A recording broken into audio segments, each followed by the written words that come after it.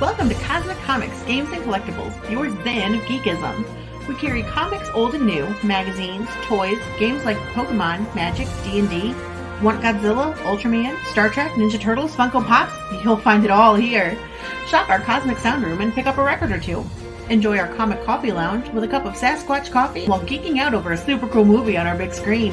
Cosmic Comic, Games and Collectibles. Superman loves us, and so will you.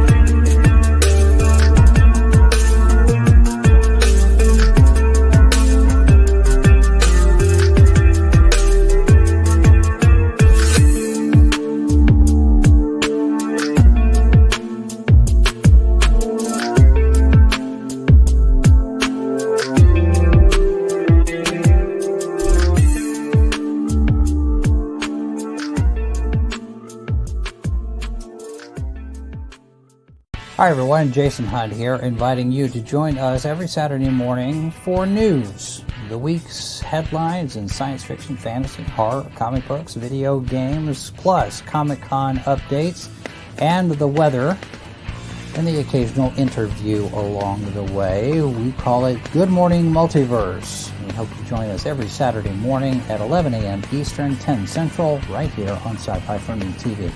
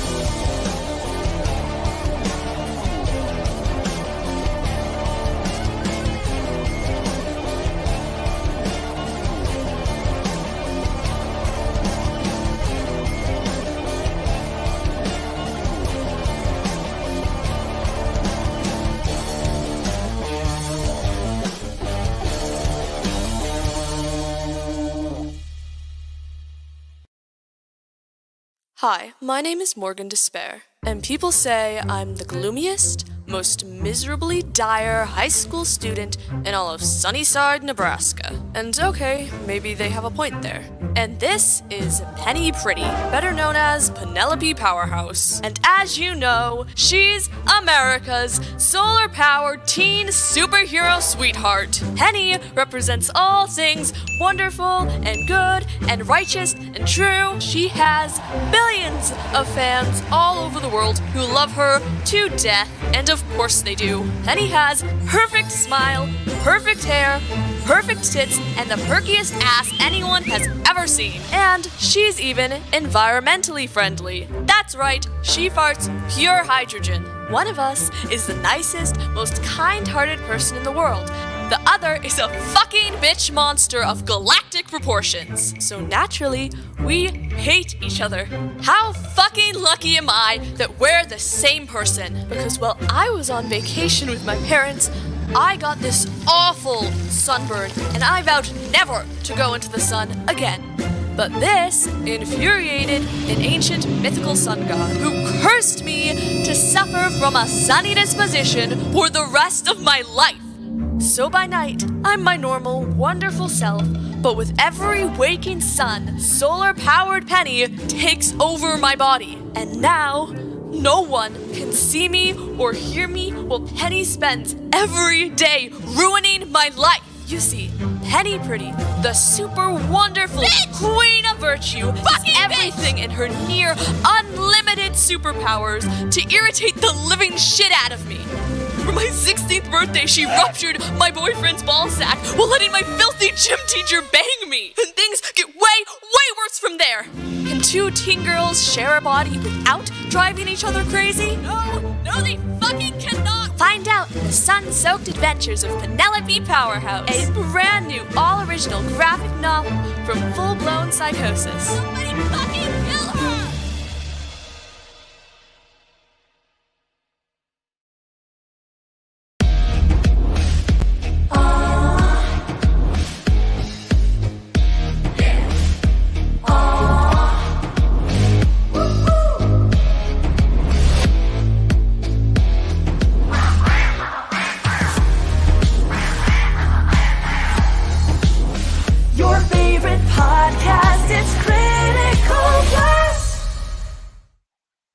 Ladies and gentlemen, Mr. Chris Wozniak.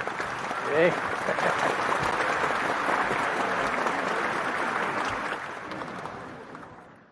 Chris, welcome to the show. So glad that you came on to talk to us about your new comic. Of course, we're going to talk about a lot of stuff, and you probably already talked to death some of the stuff that we're going to have on.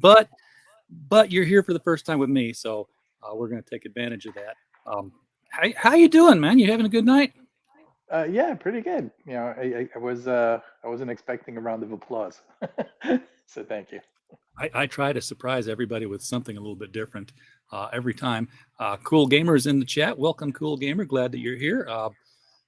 Please do share the stream. Not for me. I don't care if anybody sees me. It's for the guests. It's always so that people can meet the guest and find out about their book, which is linked below the video. As always, you can click on it at any time. You won't be taken from the stream. It'll open in a new window.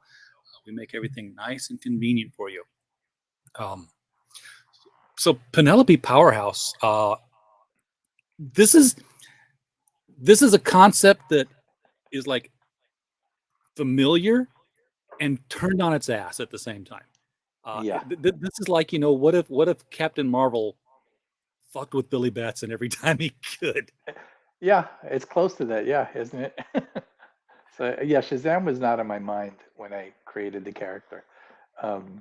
The way I got to it initially was that Penelope Powerhouse was a children's book that I had invented when I had a comic book company. Chuck Dixon and I invented a whole bunch of a children's line for my company that we were going to do, and Penelope Powerhouse is one of those.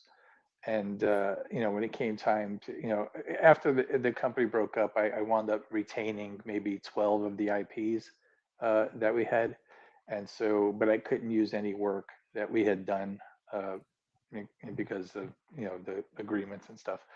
Sure. So that was that's how that came to be. I just I was like, oh well, I got a ton of things to choose from. I think I got 20 IPs that are lying around, and I just thought, okay, what's easy to get across? And Penelope Powerhouse just jumped up for some reason. It's just like, oh, that's a good one. It's catchy. It's cute.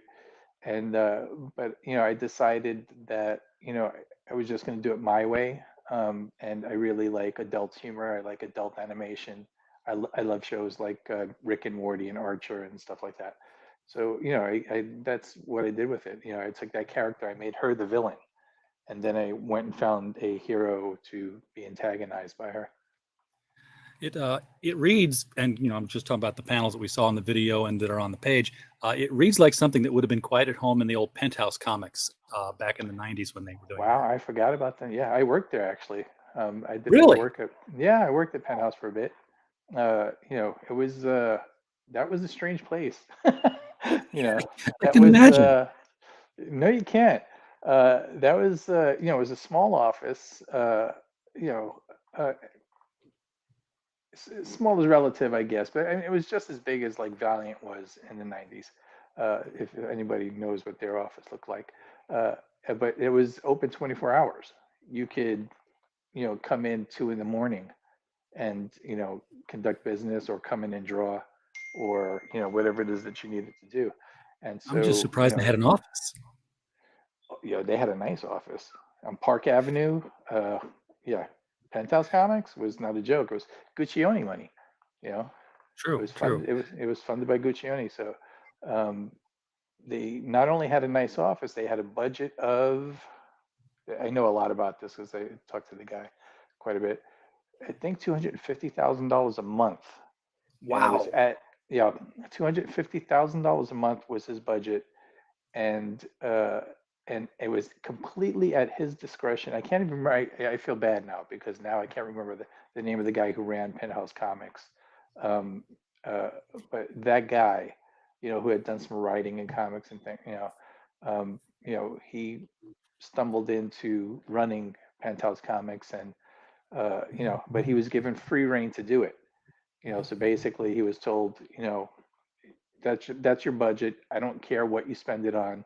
I don't care if you keep half of it. And it's just like as long as you get the books out and we don't lose money.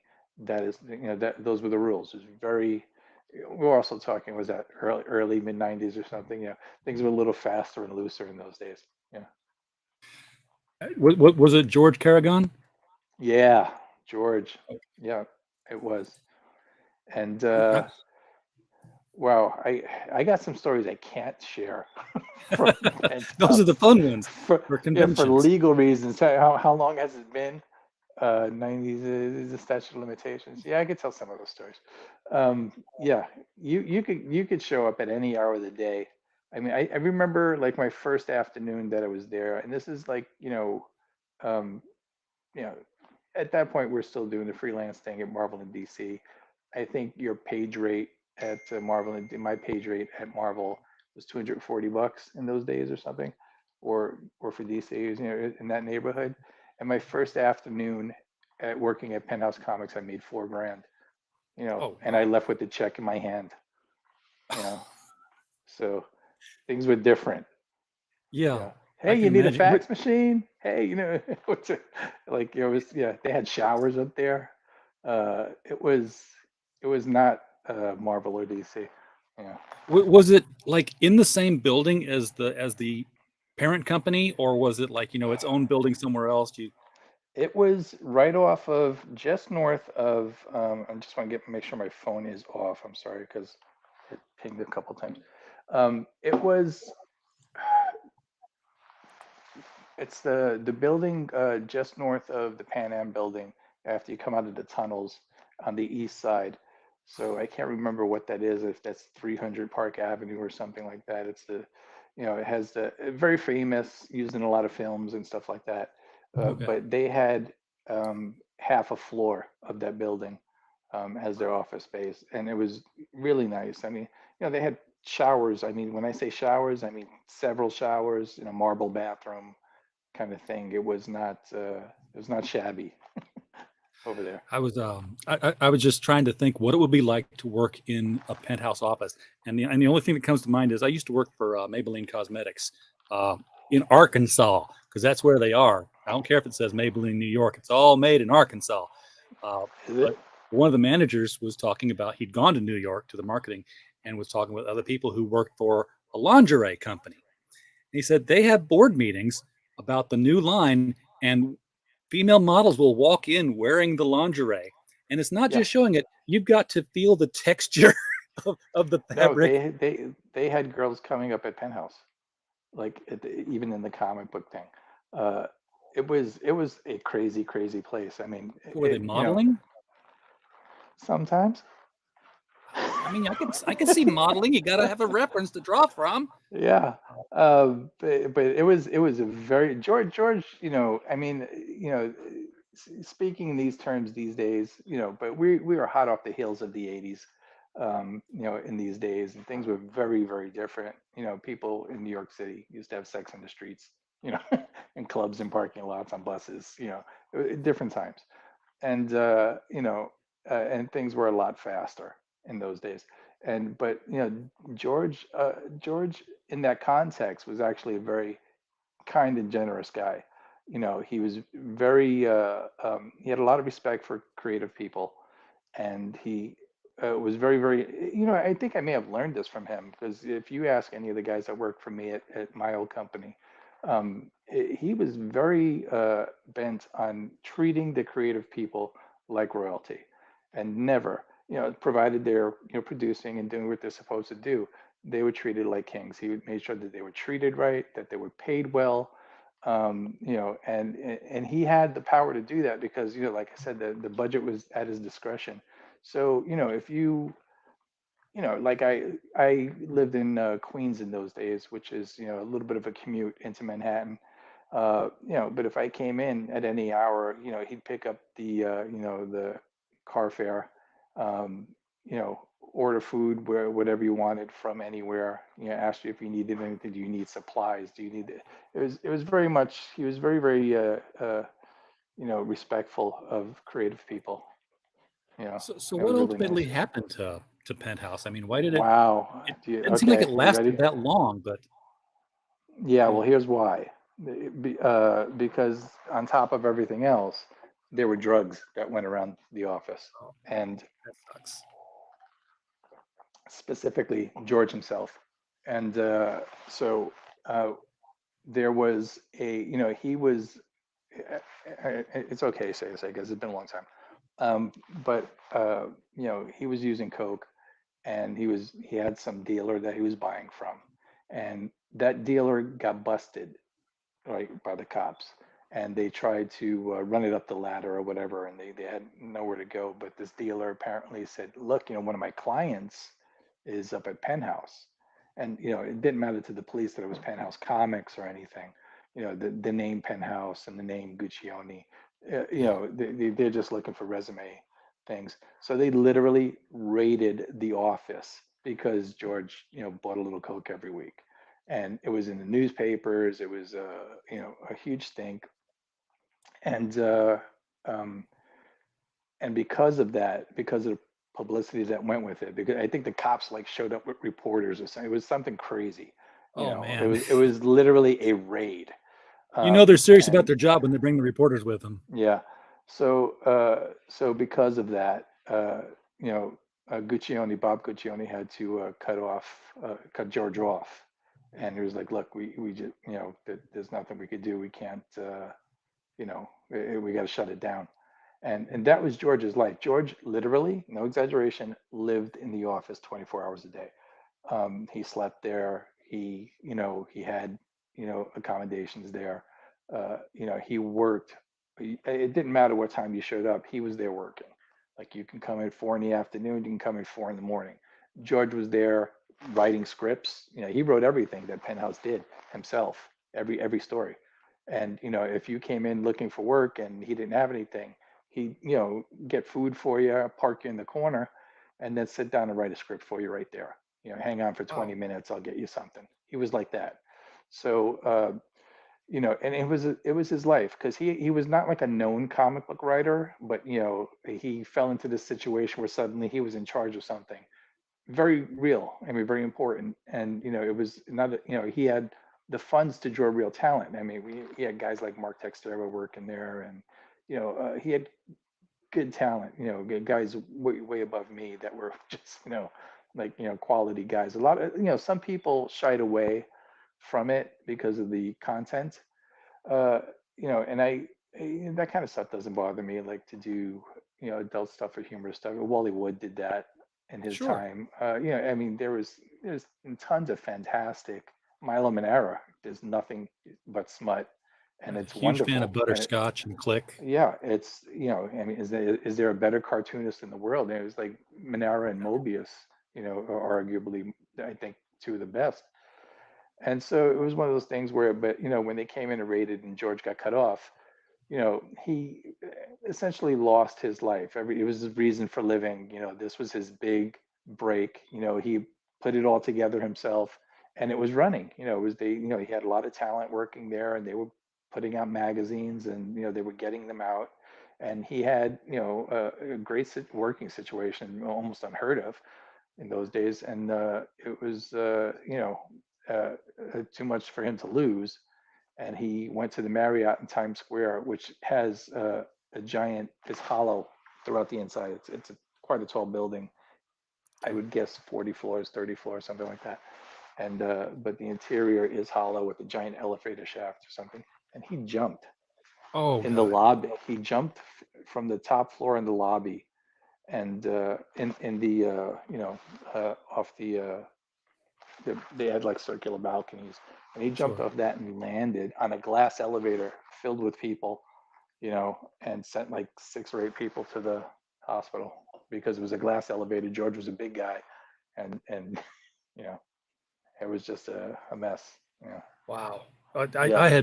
I had not heard that tale, and I'm usually I was reading a lot of comic book journalism around those years. So Yeah, I don't remember too many people covering it. Everybody like I was up at DC, it happened over the weekend. I was at DC on Monday. I specifically remember running into Mike Carlin, and Mike was like, well, he knew of him. He knew him like, from being around the business or everything. And he was like, it doesn't matter what you think of that guy. That's not a way for anybody to go out. It was, yeah. it was just tragic all around. You know, and that was Now the end you of Penthouse mentioned. Comics.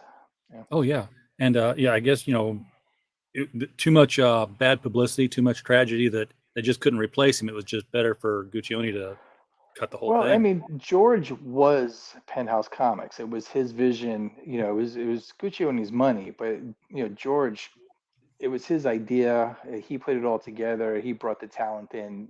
He 100% of it was his doing. So I don't even think they considered bringing somebody else in. I don't think that the Guccione Bob knew how much who he would even bring in. When you have a guy like that can run the ship on his own, you know, um, that's it's a lot of hats to wear, and usually you're talking, 5 or 6 people to replace him. You'd want an editor, you'd want, a head writer, you'd want it's when you get that all in one guy, it's unusual, you know. Yeah. Vincent's in the chat. First, I love this. First time, long time listener, first time caller kind of Awesome. thing. No, it's just a first time watcher. Appreciate you being here, man. Glad that you popped in. Um, Chris, you mentioned time that you spent at DC. Can you tell me a little bit about what you did at DC? Because I've got to be honest. When I read your name, it's like it didn't ring any bells. But if I know what you did, it might like, oh yeah. Yeah, well, I was essentially a hitman at DC. Is like when guys were behind and they needed to knock out a book, you know, uh, I would get that call, especially when we started getting into like the early '90s and stuff like that.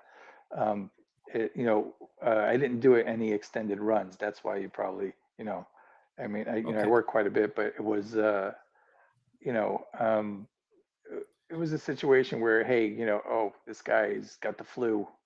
We need a book in 10 days. Can you do it?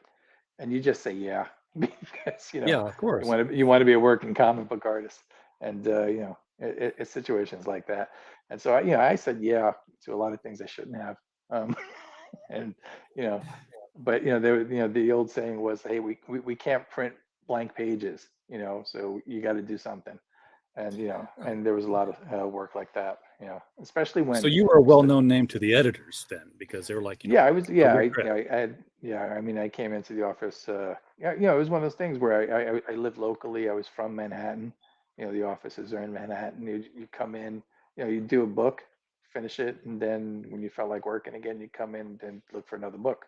You just walk around, you got anything, and you pick something up, that type of thing. And that's, that was normal in those days, you know.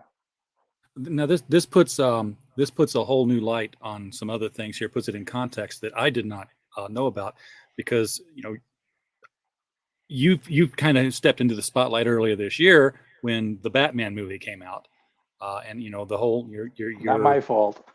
I I know, but there was a lot of sentiment that was who's this random guy who's just popped out saying that this is his story, when in fact you were in the industry, you were known in the industry, you traveled in these circles, they knew who you were. So Mhm. it's not a situation where you know some guy No, from Nebraska says I sent in a script unsolicited and no, it's not. It wasn't fan fiction, if that's what people are thinking. You know, um, it was. It was. It was a story I wrote, and I brought to the office. Yeah, I honestly, I was looking in those days to transition out of drawing into writing because writing is much easier for me than drawing is. Drawing has always been hard work for me, um, because I have pretty severe ADHD. So sitting at a drawing table, long hours that it takes to make comic books is not easy for me. But if you're writing, it's a little bit different. You're not strapped to the drawing table. Even in those days, you Yeah. can. I had an electric typewriter in those days, but you could move it room to room, or theoretically could leave the house and still work. No, not that you did. It was before the days of laptops and stuff. uh, but it was one of those things where I wrote a Batman story. I wanted to do some Batman work, and I brought it to Archie. you know That's Archie Archie Goodwin, who was Goodwin. Okay. uh, uh, at that time like the newly appointed head of the Batman office. Yeah. Yeah. So what when did you become aware? I mean, were you in the theater watching the thing play out, or did you hear about it No, before the like, release? yeah, there was a lot of chatter on Twitter about that. Well, why didn't you say something 4 months ago? And I was like, what are you talking about? I just saw the fucking movie. It's like, Yeah. I didn't, like, oh, well, how come you didn't know, uh, like, why didn't you say this months ago? And like, people were talking about, like, when they were, I guess, promoting it or something.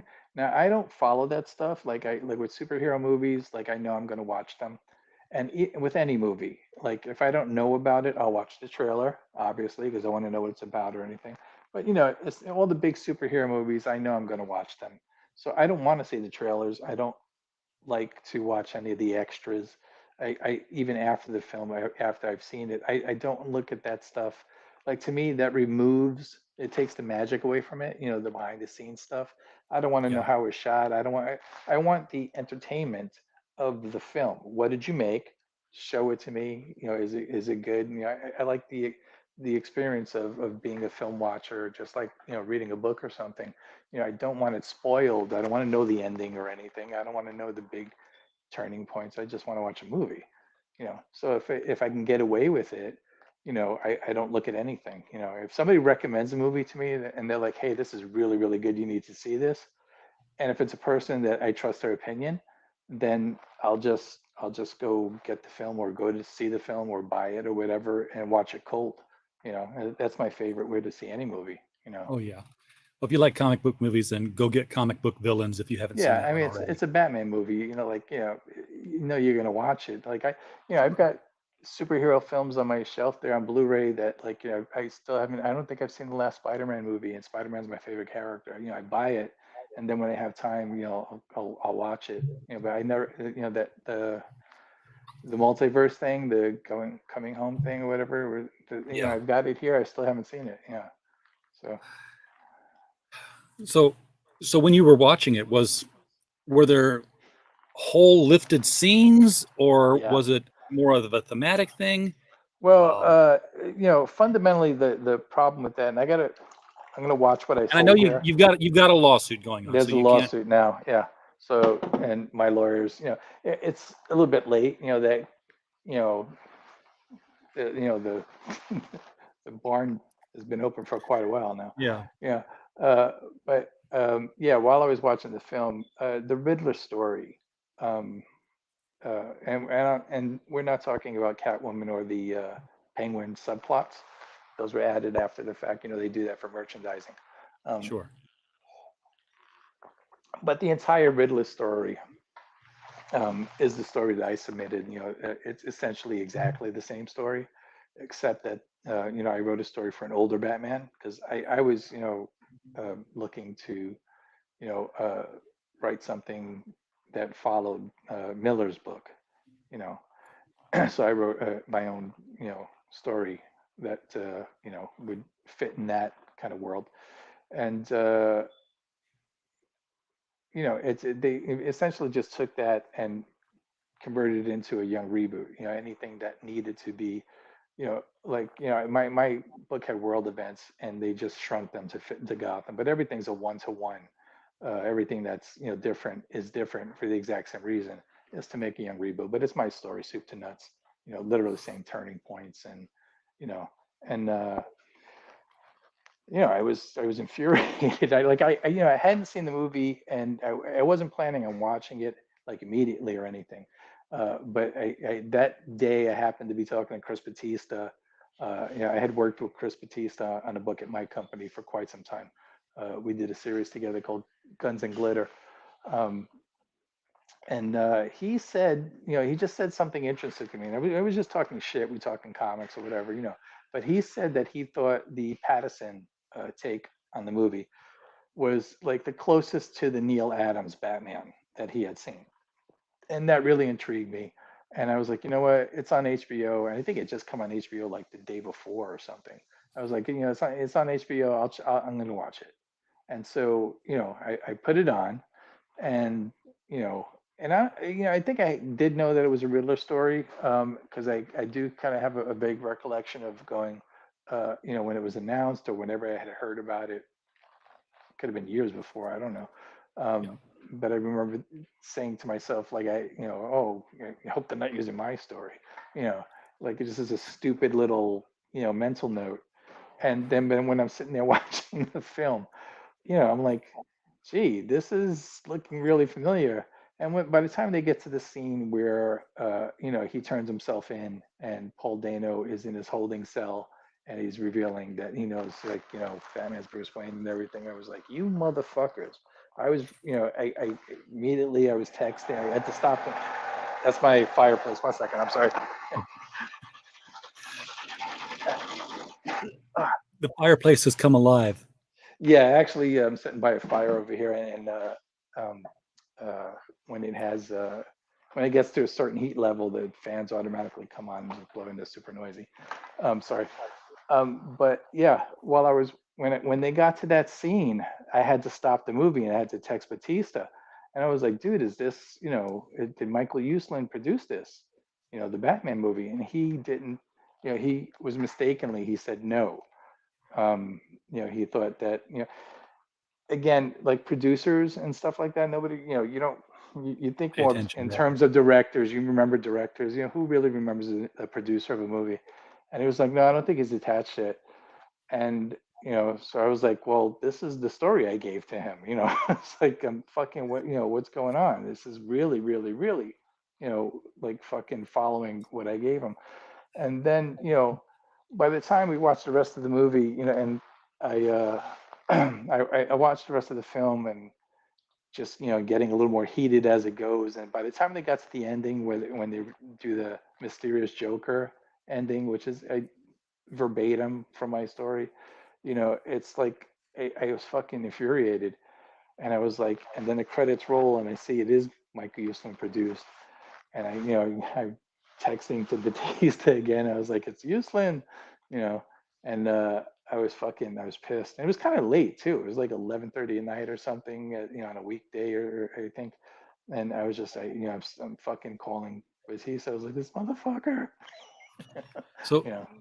so how long did it take from the movie to retaining a lawyer? That was the problem, because I don't have the money to sue Warner Brothers. That's a whole Yeah.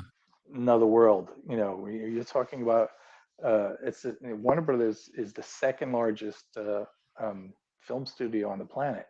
You know, and obviously, if Batman is making, you know, $1 billion, we are talking about, you know, that's one film. So we're talking about a film studio with unlimited resources. You know, so, you know, if you're going to sue them, how are you going to do that? They'll just bleed you dry in costs and everything. So, um, you know, I needed to, you know, to attract lawyers that, you know, you know, could deal with Warner Brothers, and B, had the resources to deal with, you know, to deal with them.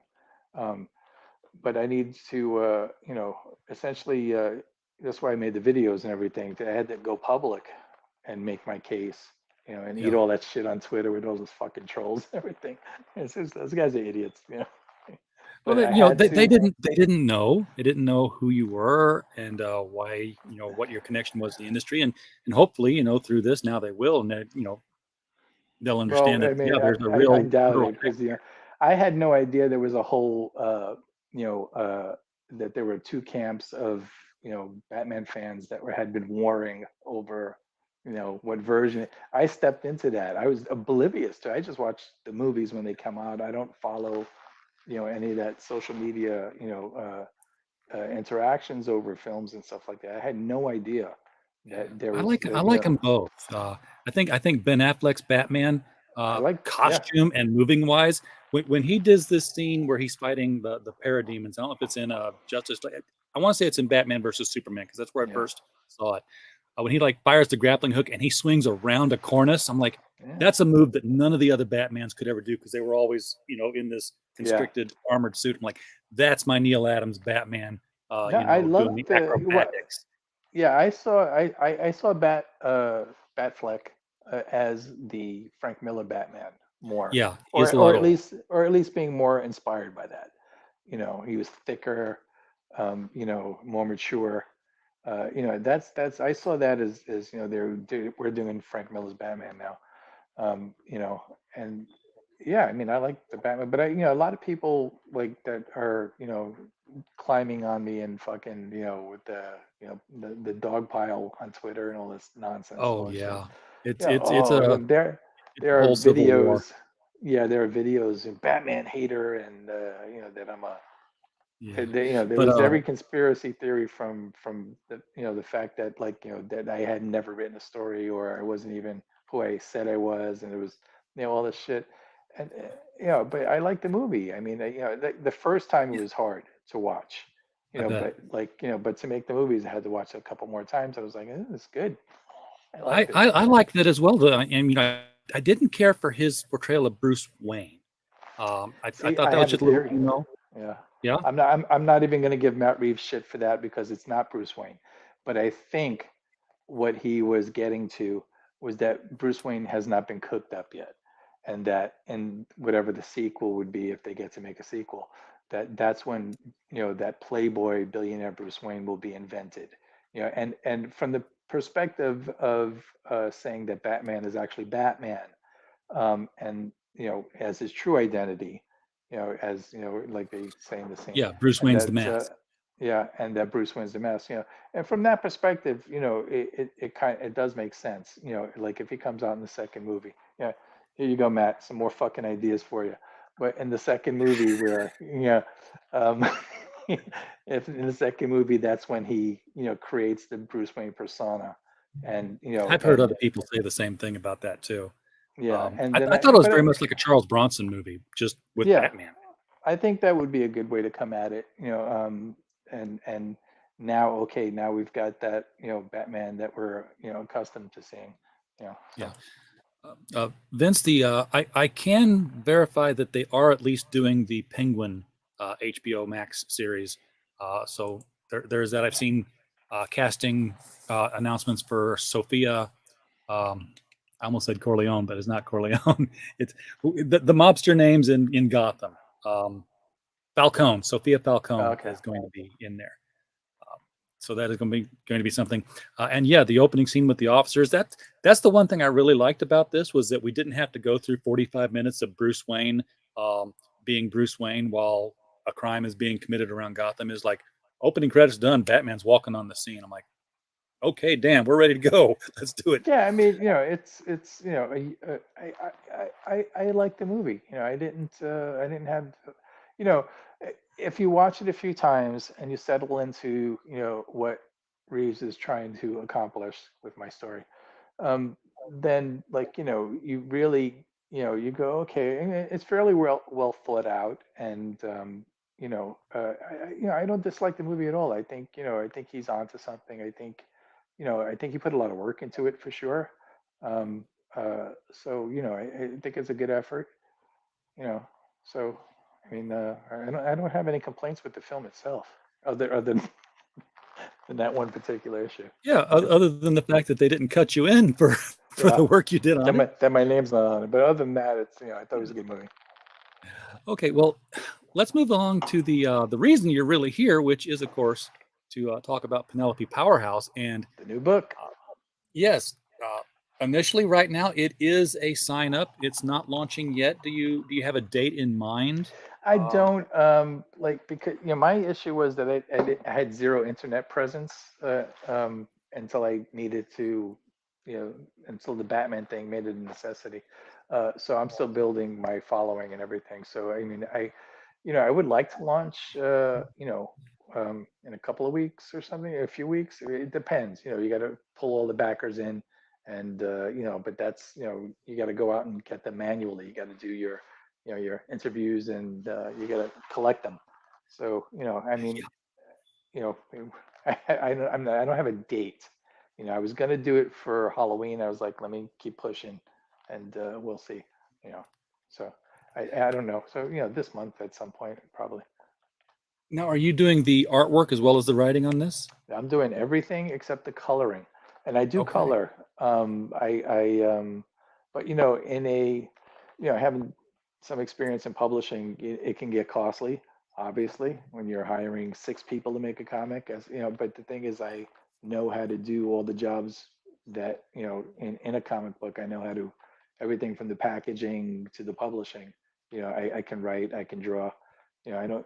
Yeah, I do some things better than others. I can color, I can letter, I can ink. You know, hey. So in this case, what I decided was, I take on, to keep the cost down on my first project. Um, that I would I basically hired a colorist. I got a great colorist, Diana Noriega. She's from Mexico, and she's really really great. um, and because coloring for me is probably something is more time consuming than it needs to be for someone who does it every day. That's the other thing, is like, I don't letter every day and I don't color every day. So those are, I know how to do them, but I'm not as quick as I could be. So for the coloring, I went and hired somebody that was appropriate. And Delegate I those think, tasks. That's well, leadership, yeah, right? she's a fantastic artist in her own right. Um, Diana Noriega, if anybody wants to look her up, because she is really great at that kind of animated type thing, and that's what I wanted for this. I didn't want it to be super comic booky. This is, for the most part, this is an animated show pilot. That's really what it is. Yeah. I mean, it's got enough. It's not too cartoony. It's certainly not the whole, bean mouth thing that Cartoon Network's got going on now. Mm. It's but Well, it's below the photorealism kind of thing that yeah, you. because I don't see the point of doing that in a comic book. I mean, honestly, there's a limit to, how much realism I want to see in a comic book. You're at the point where if you're drawing really very realistically, I think Neil Adams would be the the stop point for me. Don't Yeah. go past what Neil did. Guys that draw every shoelace and everything. I don't know that that's helping your storytelling or anything.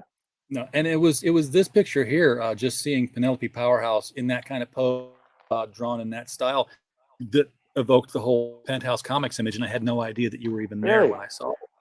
Yeah, it's like, Wow. this reminds me of, the work that I saw in Penthouse Comics. Wow, that's funny. Well, that's from the first cover. That is my cover, but we're probably going to do some variants. I got some guys lined up, so we'll see how that goes.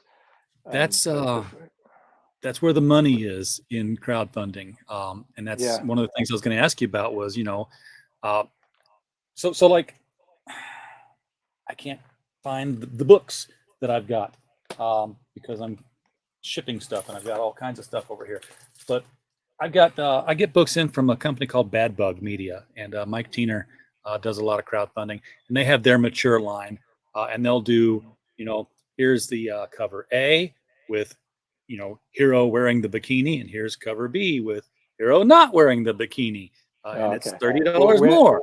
yeah, we're not going that far. Like what you saw in that video is about as raunchy as it got. There's no nudity in Penelope Powerhouse. When I say it's adult humor, I mean that in the terms of, it's you're not going to see anything raunchier than Archer. Archer is probably raunchier than Penelope Powerhouse. It is mature humor. It's the jokes are written for adults, it's not for kids. It's not I'm not specifically writing for 12-year-olds or anything. It's a book for grown-ups or high school kids, honestly, college kids, stuff like that age. And I Okay. spoke at a high school, um, you know, last week, I think, and the it's like half a dozen girls in the back of the room that were watching that trailer in class, cracking up and everything. And I was like, no, no, no.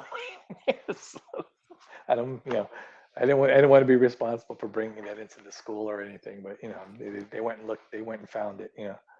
Yeah, So, because the scene with the PE teacher was definitely explicit in language and topic. yeah, but that's as far as it goes. There's no uh, uh, actual practical nudity or anything. So I mean, but there's it's a little bit of smut. But honestly, I know I could write jokes, around that. I don't even need to curse if I, to get a gag across. But sometimes it just seems natural, so you do, you know. Um, but I don't do it for shock value or anything. It's like whatever fits the gag, that's what goes in. So when it's daytime, Penelope can see Morgan. Morgan is a separate entity, a ghost, sort of like, Yeah, kind of reminds me of Firestorm and Martin Stein. There was always the ghost head of Martin Stein talking to him. kind of, yeah, a lot like that. But in Penelope Powerhouse, what's going on is Penelope Powerhouse herself is an Egyptian sun god. So Oh, um, yeah, she's an Egyptian sun god, and because it's Ra himself that curses Penelope because she complains about her sunburn. So that's where the curse comes from while she's on vacation with her parents. And how that works in that story is that um, you know there's one body. It's Morgan Despair's body, and they take turns occupying it. And when one is in it, the other one's in the Egyptian underworld.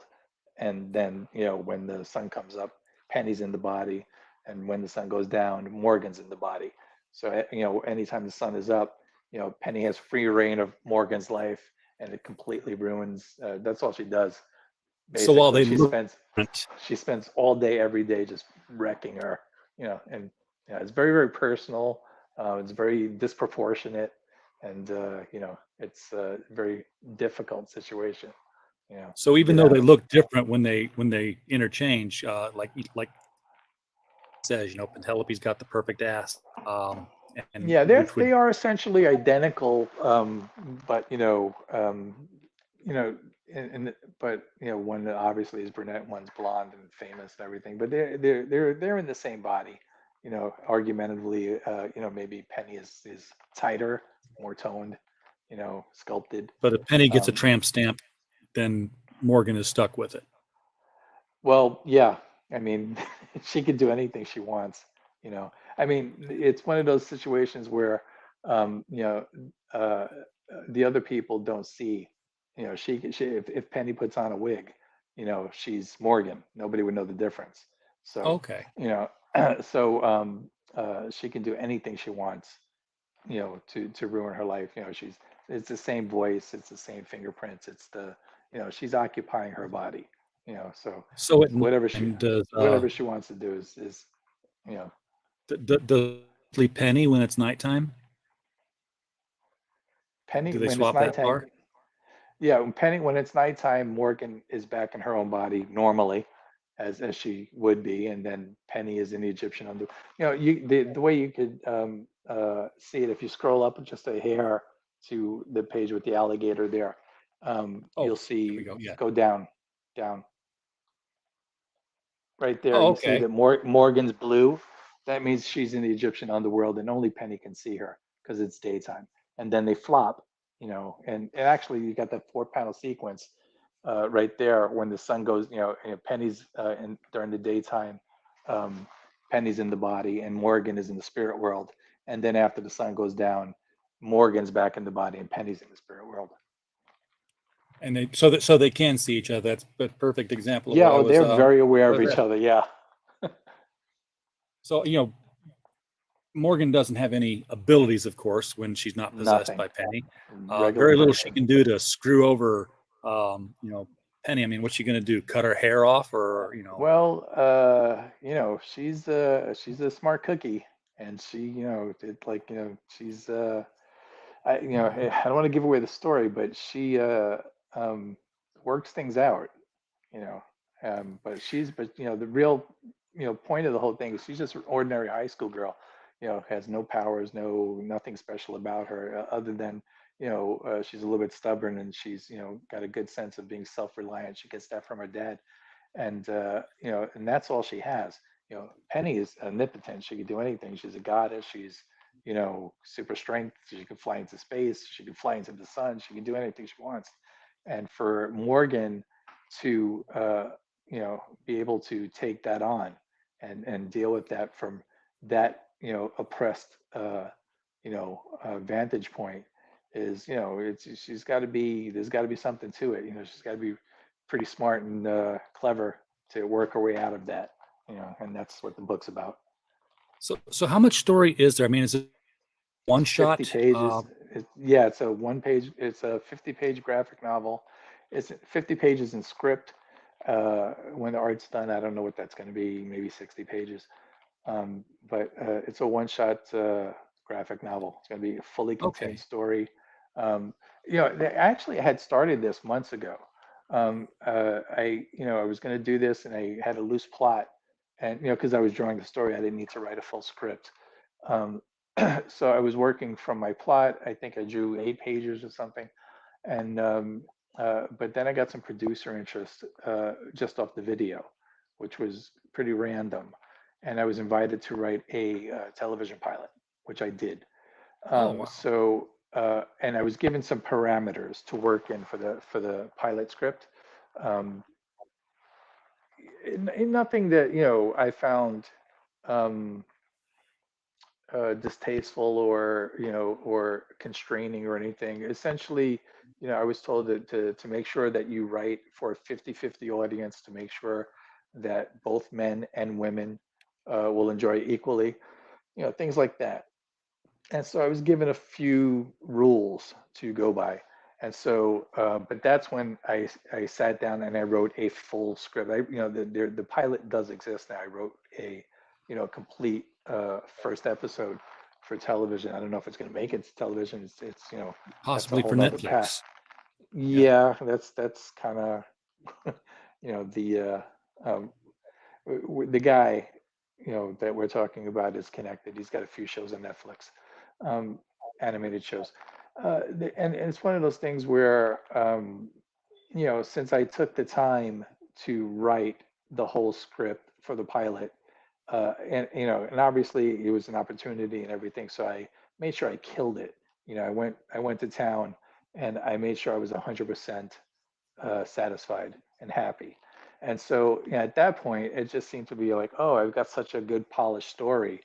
You know, Maybe I should just do the graphic novel like that. And so now that's what's happening is I basically, I shit can the old pages, and now I'm drawing from my pilot script. So it's gonna. Oh, sorry. So that's where it's going to be. The graphic novel is going to be a representation of the pilot. Yeah. All right. So I think it's a good selling point that it is a one shot rather than like a 22 page with come back in. It's No, it's a crowdfunding. finished Come back story. in It's a 9 months, 10 months. No, it's a complete story, soup to nuts. And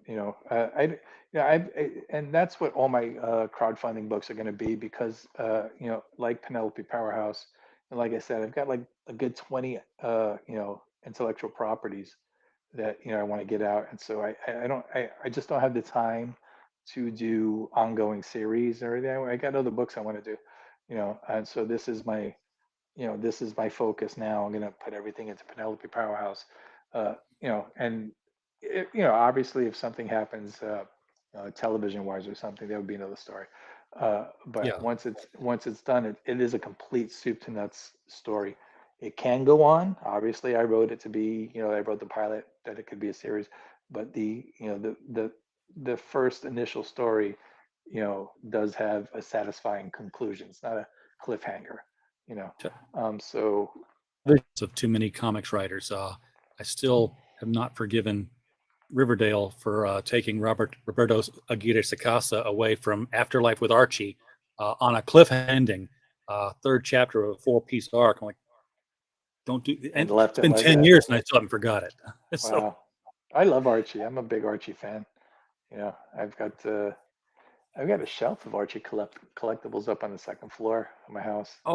collectibles. My son was I've got the long boxes of superhero comics. He's 15 now. He was never into superheroes, but he loved the Archie comics and Yeah, more my daughter realistic too. comics. So he's got at least 1,000 digests because he's Wow. always getting them at Walmart. And then we went to Half Price Books and somebody did an estate sale. I mean, literally the entire shelf for $1. I'm like, just sweep the shelf. We'll take them. Yeah, yeah. My daughter, her first favorite song was Sunshine by the Archies. That was like she Oh, would just sing it relentlessly, when she was 6. It's like every day she would just sing Sunshine all day. And then so I bought her the Archie CD collection of all the records. And and then she went on Sugar. I made a playlist, and for 2 years I was not allowed to listen to other music in my car. If I was driving her somewhere, we had to listen to the Archies, And so you can imagine, but you want to be that good dad, but it's like Yeah, no matter where we're going, it's like no, no, no. I want to hear the Archies, and put the the Archies on. She would sacrifices we make. sing along Well, to all the songs. Yeah. everybody in the chat, be aware that this is a sign up right. But if you do sign up to be notified, all you early people will be getting a free Penelope Powerhouse trading card with your physical backing of the product when it does go live. Yes. First thing I'm going to do, Drawn by notice I John took it Royal. off the screen. Yeah. The trading card is drawn by John Royal. It's really nice. I'm hoping for a few variant covers, so that people can pick and choose. I got a lot of friends in comics that are well known, Oh yeah, so we're going to be calling in some favors on some of those guys to do some covers, and have a nice mix of things to pick from. well, hopefully this is a very successful launch to a string of one shots of all your IPs. And I'm definitely going to more. be doing one shots. Yeah, for sure. All right. Well, Chris, thank you so much for bringing Penelope Powerhouse to the show tonight and sharing your experiences in the other aspects of your comic book career. It was education for me, and I consider myself a nerd who I know everything going on in the comics. None of that. So I felt like a total neophyte coming into the industry again. Yeah, it was a I lot appreciate it. Thanks. It was a lot of fun, and it was a lot of intrigue. So it was kind of a nice mix. So appreciate having you. Hope that you will want to come back again sometime in the future. Maybe after launch when you need, closing that'd up. be great. Yeah. That'd be Folks awesome. in the chat, I would be glad. I'll kick somebody off the show to make room for you if you say you want to come back on it. So you just let me know. Folks in the chat, I want a list. Maybe I could get a little revenge. I'll let you know my Hey, calendar. let's boot that guy. Yeah, you don't get to talk tonight. Chris is going on. Oh, any relation to the Apple people? Oh, forget it. Would I be crowdfunding? I don't know. You don't get their money just because you're your second cousin twice removed or something. No way. I wish. It just struck me. I was like, oh, I forgot to ask that. Anyway, folks in the chat, thank you so much for being here tonight. We don't have a show without you. We're just a podcast falling woods, making no noise, full of sound and fury, something like that. And as always, while you were here, we just hope a blast. Good night, everybody.